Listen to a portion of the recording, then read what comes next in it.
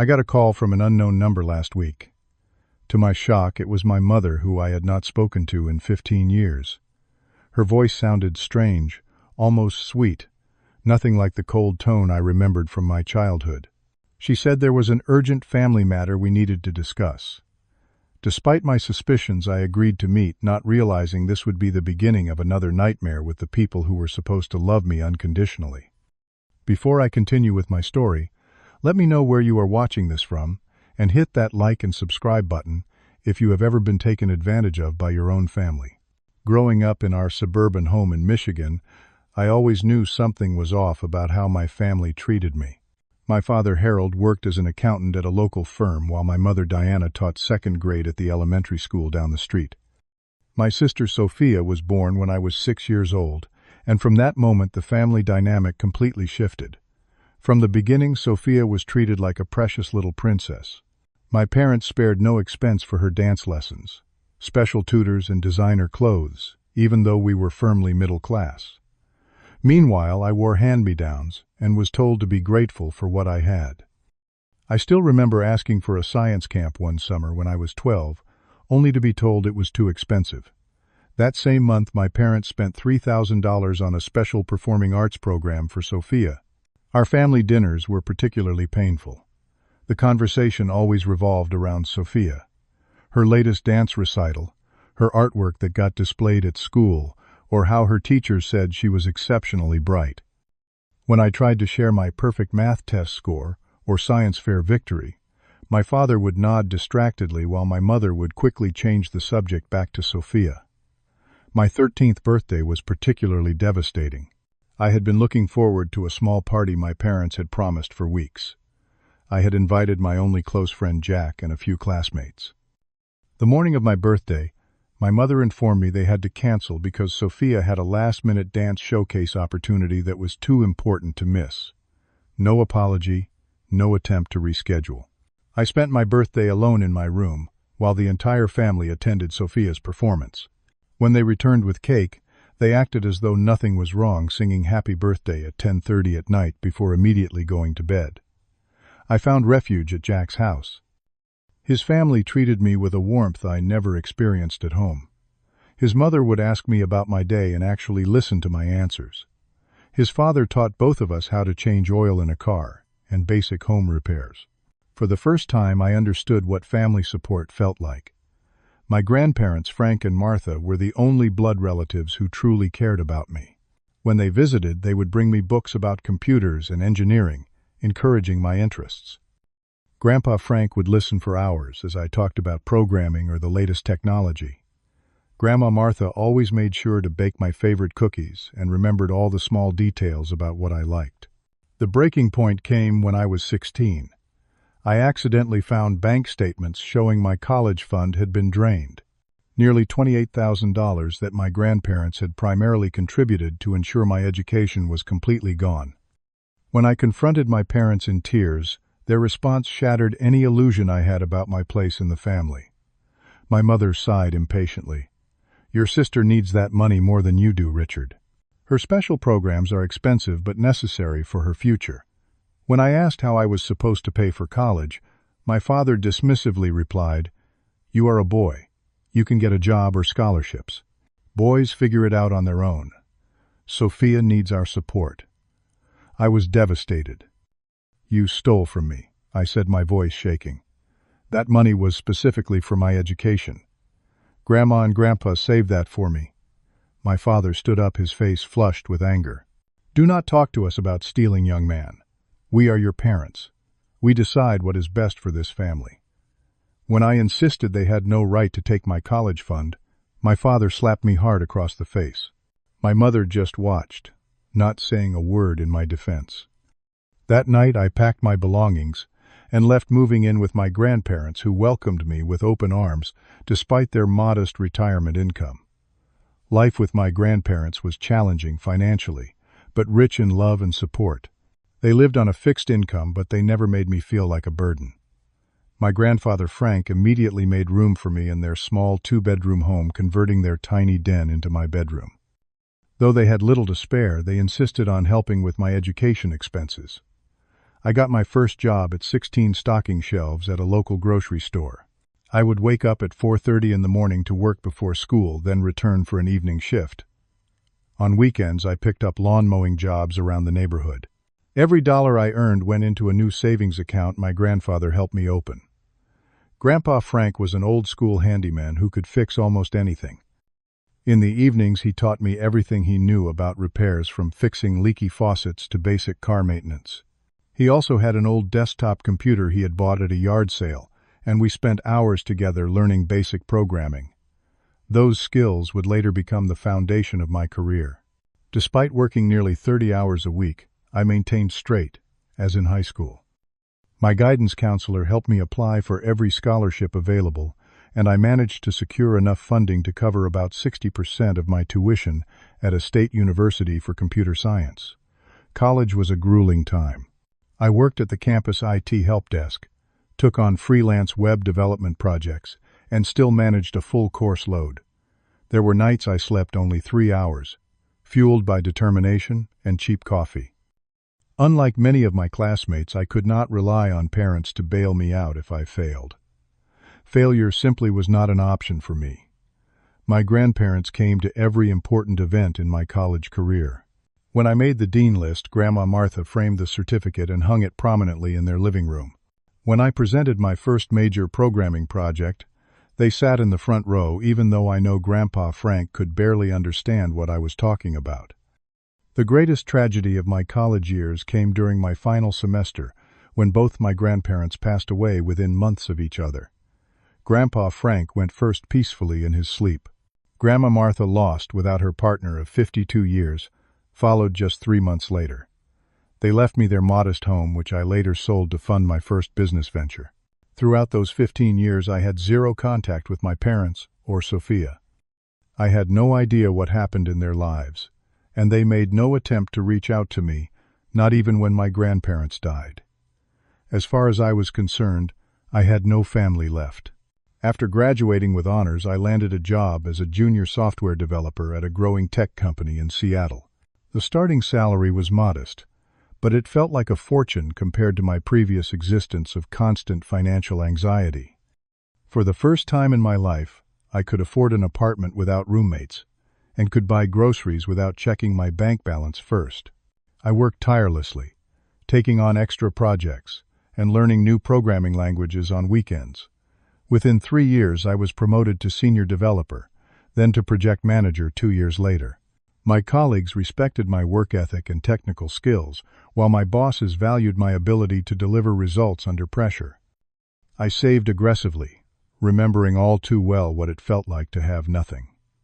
After 7 years of corporate experience, I had developed a revolutionary security software concept.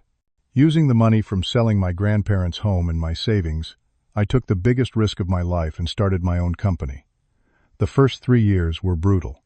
I worked 18-hour days, lived in a tiny studio apartment, and poured every cent back into the business. There were moments when I seriously considered giving up, but the thought of returning to corporate employment kept me going. The breakthrough came in my 4th year when a major tech corporation signed a multi-million-dollar contract to license my security software. Suddenly, investors who had previously ignored my emails were calling daily. The company expanded rapidly, growing from just me to a team of 50 employees within 2 years. Today, my company is valued at over $40 million, and I personally have a net worth that still feels unreal to me. My current life in San Francisco looks nothing like my humble beginnings. I own a penthouse apartment overlooking the Bay Drive, a luxury car I used to only see in magazines, and have become something of a minor celebrity in tech circles. Industry publications have featured my story as an example of innovation and perseverance. On paper, I have everything I could possibly want. Despite my professional success, personal relationships have always been challenging for me. The abandonment and betrayal by my family left deep emotional scars that affected my ability to trust others. I dated occasionally, but always kept people at a safe distance, afraid of being hurt again.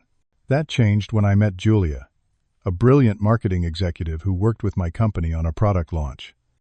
Julia saw through my carefully constructed walls from our first meeting. Unlike others who were impressed by my success, she asked about the person behind the achievements. Over late-night strategy sessions and weekend product launches, we developed a connection that terrified and thrilled me in equal measure. After a year of friendship, we began dating, and for the first time I let someone truly know me, including all the painful parts of my past. Even with all my success and my relationship with Julia, there were still nights when childhood memories would haunt me. The feeling of being unwanted by the very people who should have loved me most never completely faded. I had built a good life despite my parents, not because of them, but the wound of their rejection remained unhealed. Then came the phone call that shattered the careful peace I had built. Seeing an unknown number on my phone, I almost declined it, but something made me answer. The moment I heard her voice, my blood ran cold. My mother Diana was calling as if the 15 years of silence had never happened. "Richard, sweetie, it is so good to hear your voice," she cooed in a sugary tone that immediately put me on edge. This was not the same cold, dismissive mother from my childhood. I remained silent, my mind racing to process this unexpected contact. "We have missed you so much," she continued, her voice cracking with what sounded like tears.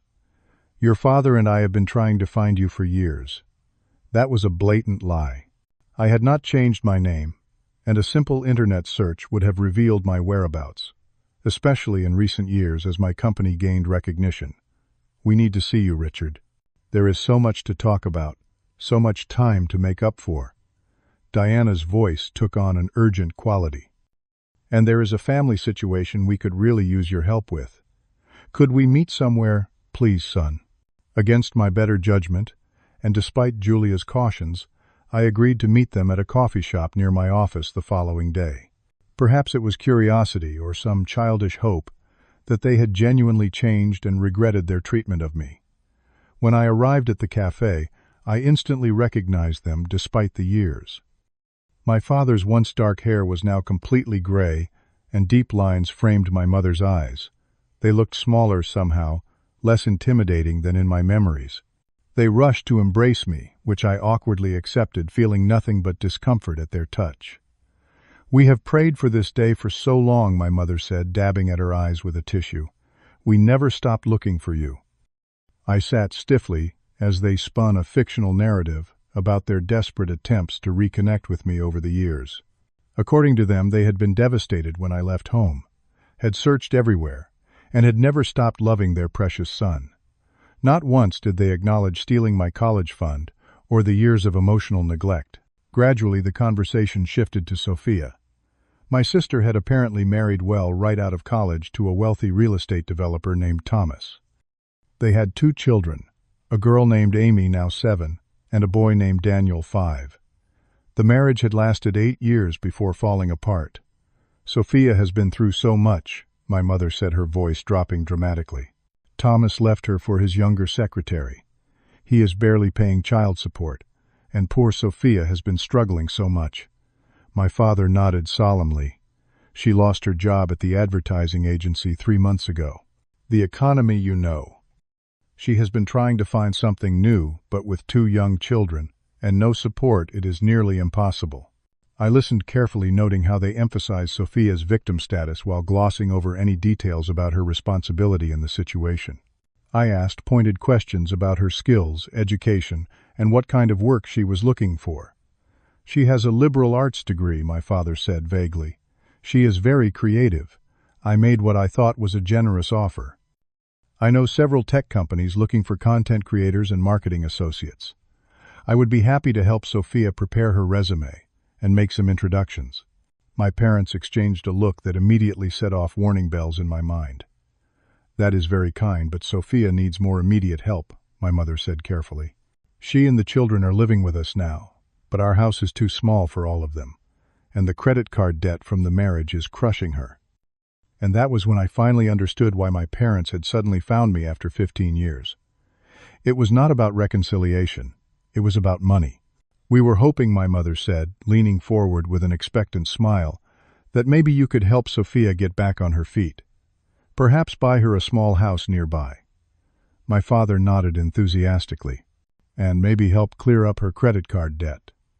It is only about $80,000. Small change for someone as successful as you." I sat there stunned by their audacity. After abandoning me, stealing my college fund, and ignoring me for 15 years, they expected me to simply hand over hundreds of thousands of dollars to the sister who had been given everything at my expense. "I think you misunderstand the situation," I said carefully. "I am willing to help Sophia find employment and get job training, but I am not in a position to buy her a house or pay off her debts." My mother's sweet facade instantly cracked. Her eyes narrowed as she hissed, "This is your responsibility, Richard. As the oldest, it is your duty to take care of your sister. If you had stayed in touch with the family," my father added accusingly, "we would not be in this difficult position now." I felt a surge of anger rising within me. "Stayed in touch? You threw me out when I was 16. You stole my college fund. You chose Sophia over me. At every opportunity we did not throw you out." My mother countered, her voice rising. "You chose to leave. We were heartbroken. We searched for you everywhere." The blatant rewriting of history made my head spin. They actually seemed to believe their own lies, or at least expected me to accept them without question. Besides, my father interjected, "With all the money you are making now, helping your family should be the natural thing to do. It is not like you have children of your own to support." When I again suggested helping Sophia build marketable skills, instead my mother burst into tears. "How can you be so heartless? Your sister is at her breaking point. Those poor children need stability. Are you really going to turn your back on innocent children?" My father leaned in, his voice lowered threateningly. "What will the extended family think when they hear that you refuse to help your sister in her time of need? That you have millions, but would not spare a dime for your own flesh and blood?" I stood up, no longer able to tolerate their manipulation. "This meeting is over. I am sorry about Sophia's situation, but I will not be manipulated or guilted. My offer to help her find employment stands. That is all."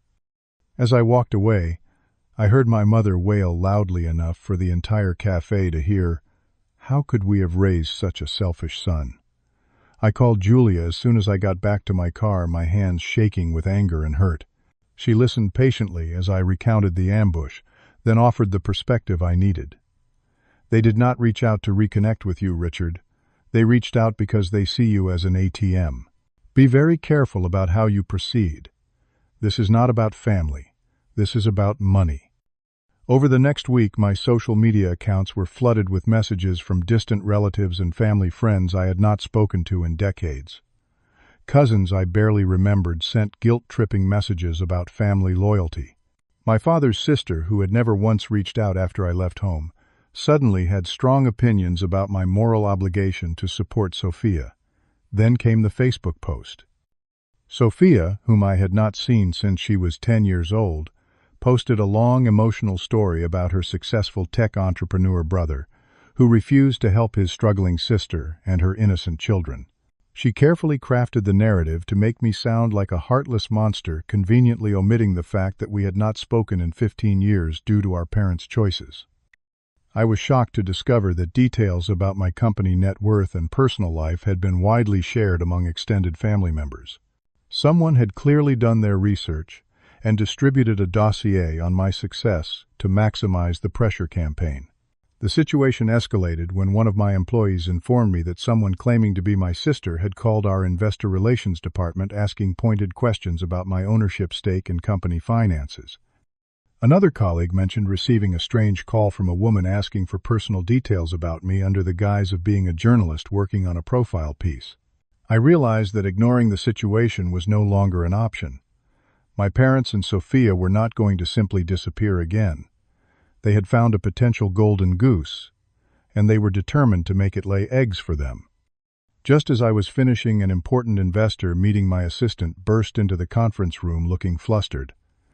"I am so sorry to interrupt, but there is a woman in the lobby claiming to be your sister. She has 2 children with her and is causing quite a scene. Security is asking what to do."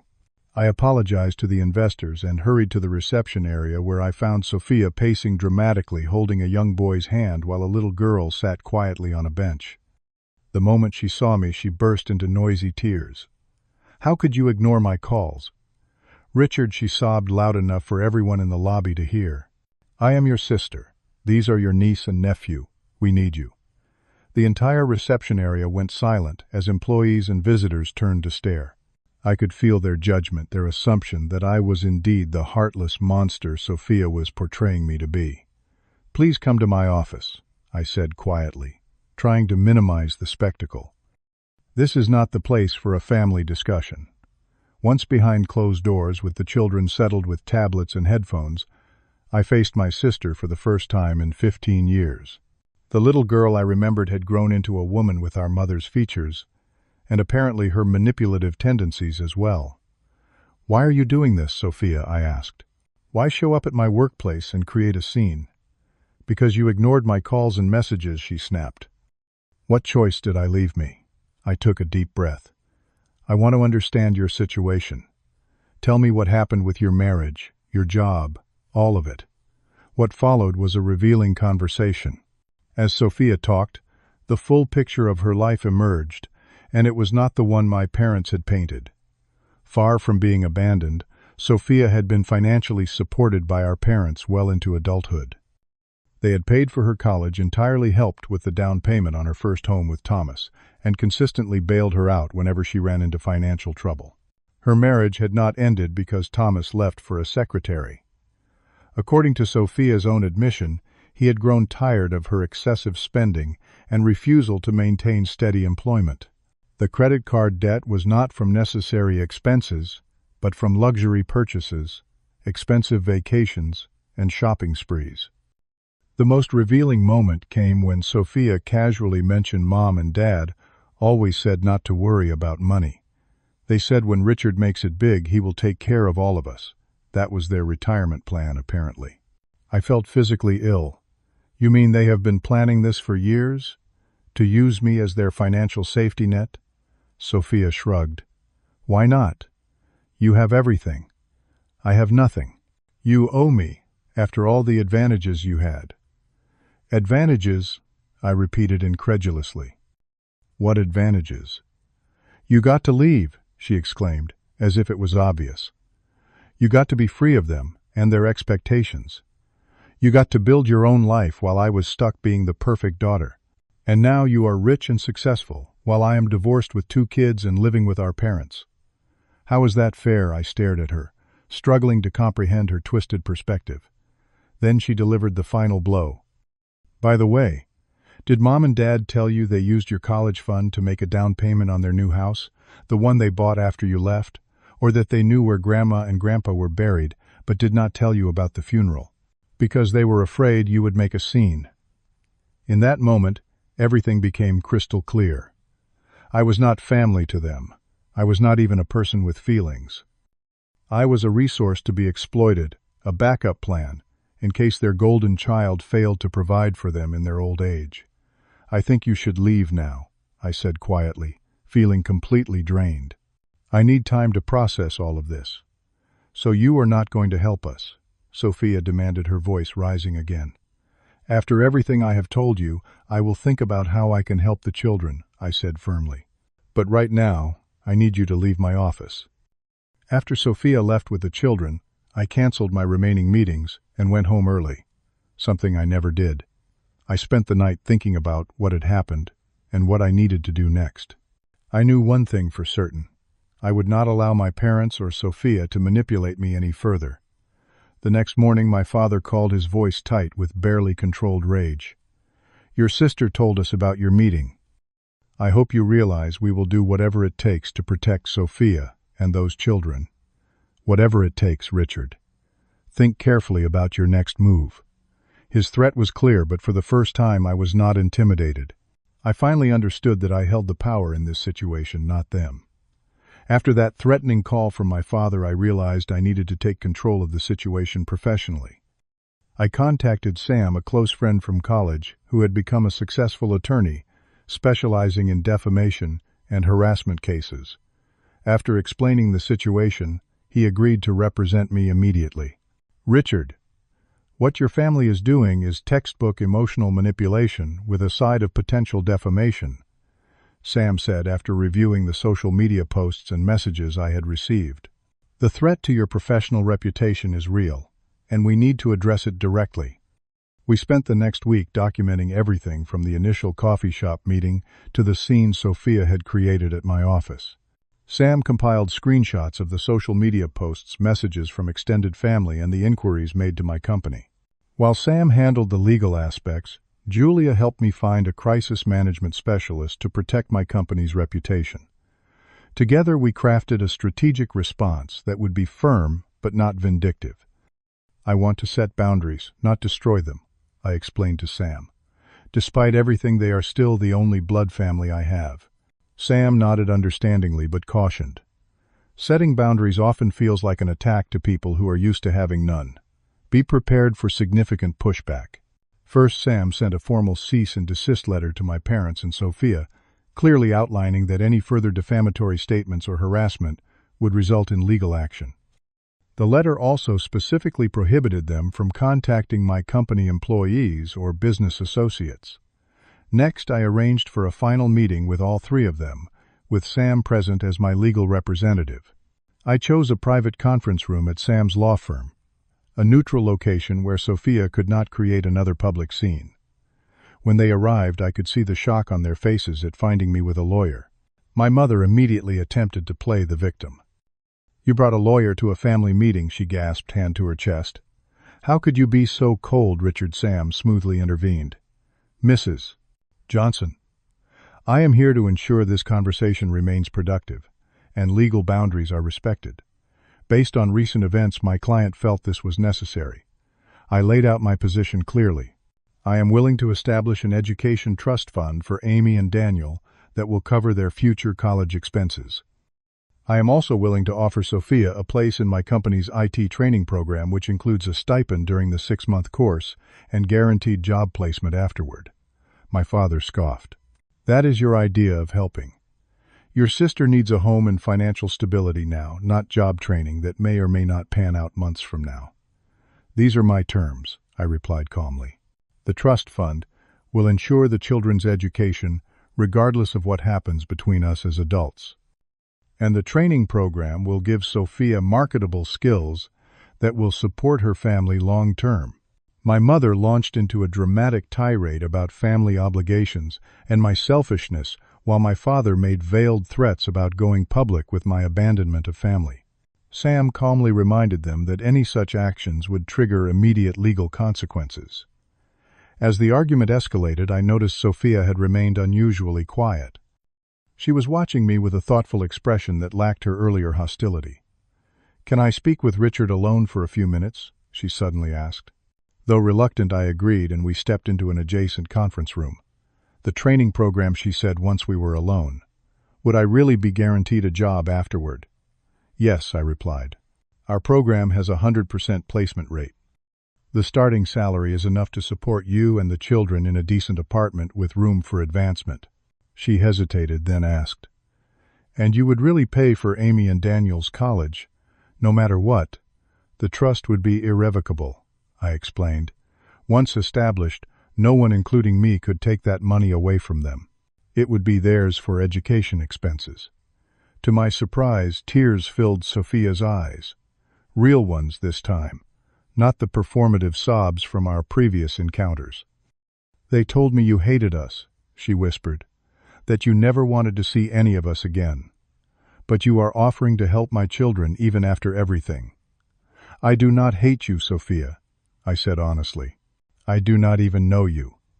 But I am not going to be manipulated or threatened, and I am not going to enable the dysfunctional patterns our parents created." When we returned to the main conference room, Sophia shocked everyone by announcing, "I want to accept Richard's offer. The training program and the college fund for the kids." My parents erupted in protest, but Sophia stood firm for perhaps the first time in her life. "I am tired of depending on you," she told them. "I want to be able to support myself and my children. Richard is offering me that chance." My father threatened to cut her off completely if she took my deal over their preferred solution. My mother tearfully accused her of betrayal. But Sophia had made her decision, and with Sam's help we finalized the arrangements that day. As expected, my parents cut contact with me again, this time by their choice rather than mine. They also temporarily stopped speaking to Sophia, though I later learned they reconciled once they realized she would not change her mind. True to her word, Sophia enrolled in the training program.